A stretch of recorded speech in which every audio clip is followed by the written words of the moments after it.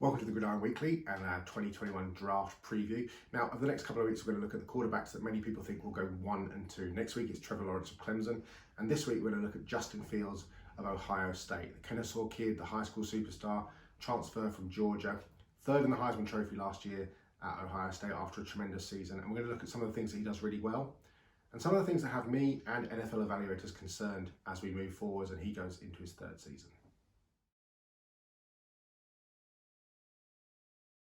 So what can I tell you about Justin Fields? Well, first of all, he's big. He's 6'3", he's 228 pounds. He's very athletic, can move around the pocket and make yards with his feet. He's got a good arm, he's accurate, and I'm going to show you one of his best plays from last season, something he does really, really well. A throw against Nebraska. Now, first of all, why is he still in the game at 41-0? But this is what I want you to watch. Justin Fields here, and then the matchup on the outside of true freshman Garrett Wilson against junior defensive back DiCaprio Bootle of Nebraska. And what you're going to see with Fields is just the way he opens his hips so well, which is what he does consistently as a player. And then touch. Ryan Day is essentially asking him to put a ball in a really small area. This is an easy throw in terms of he's not throwing it through defenders, he's not having to thread a needle, but what he's being asked to do is literally drop it into a very small basket at the back of the end zone, which A, he will do, and B, just look at his setup. He bounces on the balls of his feet, he gets his hips wide open, and he hits Wilson in stride. It's a beautiful throw. Just set the tape going. Hips are open and then dropped. It cannot be placed any better into Wilson's hands. Great catch, feet down, beautiful throw. So this second Fields play is a perfect example of something that will cause real debate in draft rooms, because you'll have some scouts who say that what it displays here is accuracy, is ball placement, is pocket manipulation.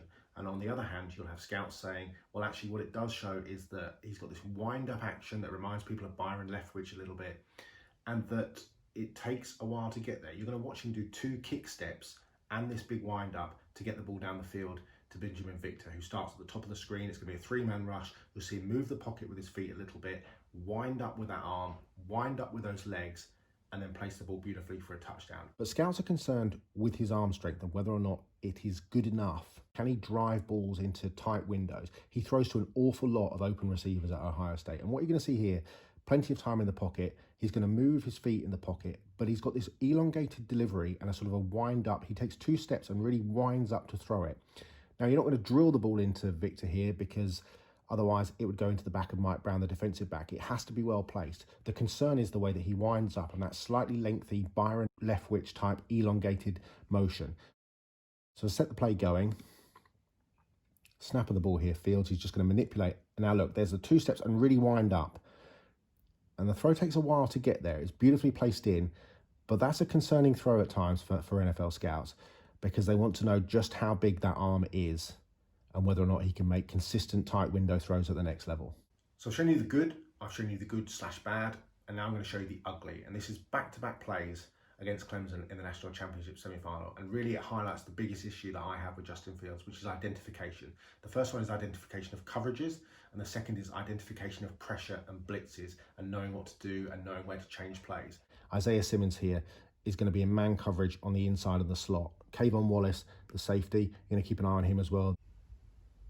And essentially what's going to happen is that Simmons will start here, he will drop off here, and it will leave a little comeback route that Fields thinks, and he's going to stare down, and actually what it is, it's just baiting Kayvon Wallace to come in, and really Wallace should have an interception and a touchdown. It's a big mistake from Justin Fields, but it's what he does consistently on tape. He stares down receivers, and he gets baited into bad plays. So here we are. J.K. Dobbins in the backfield, obviously 4 receiver set. Watch Simmons step to the right. Leaves the man open there, and Wallace, that should be a touchdown. And that is a big mistake from Justin Fields. You should hold your head in shame, Kayvon. Should be walking that into the end zone. So another example of what he struggles with, and this is identification of pressure. I want you to keep an eye on 3 players here: James Skalski, Chad Smith, and Justin Foster. Foster will get the pressure off the edge, but it's these boys on 3rd and 9 who actually don't drop off into coverage, who stay around the line, causing problems, shutting down gaps for Fields to try and make a first down with his legs. And he panics. He doesn't know what to do. He holds onto the ball, has to swallow it, and takes a sack, an unnecessary sack. It doesn't help that Foster gets excellent pressure, but Fields gets out of it because he just holds the ball too long and doesn't know where to put it. So the boys are moving around here. Smith and Skalski, the linebackers. Foster will get the rush off the edge. but Fields is panicking. Where to go, where to go, where to go. And Skalski and Smith wrap him up. And you'll see it again from the replay. So pressure, Foster, Smith, Skalski. Kayvon Wallace here. Foster gets the rush, but look at these two here. And Fields doesn't know what to do with the ball. Pressure comes, now he has to swallow it. Skalski gets the clean-up sack. So there's a couple of plays that highlight some of the issues with Justin Fields, and especially that last one is going to give cause for concern. Why didn't he see where the blitz was coming from? Why didn't he change the play? Why didn't he change the protection? Why didn't he change where's his hot route, and why didn't he identify it quicker? Those are things he's going to have to work on in 2020. And look, he's got a lot of talent. He's got huge talent. A lot of people think he might go first overall, he might go second, he might be the third quarterback off the board. I would have him as third at the moment behind Trevor Lawrence and Trey Lance. Hugely talented, lots to do in 2020, lots of good players around him, so he should have the ability to do so. And if he can lead Ohio State towards a national championship and take a step up from the way he played last year, he's undoubtedly a top 10 pick.